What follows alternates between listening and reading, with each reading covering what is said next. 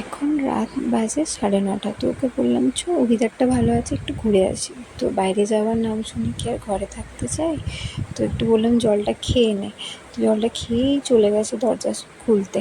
যাই হোক দরজা খুলে ওকে বললাম চল, ও এদিক ওদিক দেখছে কে আছে। এখানে পাশে একটা আঙ্কেল ছিল, ওর তো খুব ভালোবাসে, তো তার জন্য সেই ওনার সাথেই গল্প করছিলো, একটু এদিক ওদিক দেখছিলো।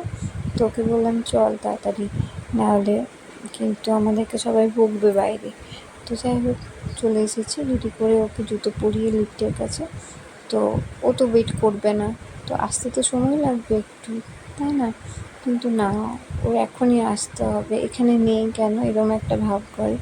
বাট যাই হোক কোনো এসেছে, ওকে নিয়ে আমি নিচে গিয়ে পার্কিংয়ে ওখানে গিয়ে ওকে ছেড়ে দিয়েছি। ওখানে অনেক বাচ্চাগুলো খেলছিলো, বাট ওর মনে তো দেখা দিচ্ছে অন্য কিছু। তো আমি ভাবলাম ও হয়তো চকলেট নেবে, তাই ও স্টোরের দিকে যাচ্ছে। বাট যাই হোক স্টোরটা বন্ধ ছিল, তার জন্য ভালো হলো আর কি, মানে চকলেট তো অত ভালো নয়।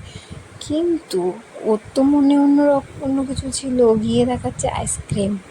ও তো পুরো আইসক্রিম লাভার একজন, তো ওর আইসক্রিম খেতে ভীষণ ভালো লাগে। যাক বন্ধ ছিল বলে বেঁচে গেছি আর কি।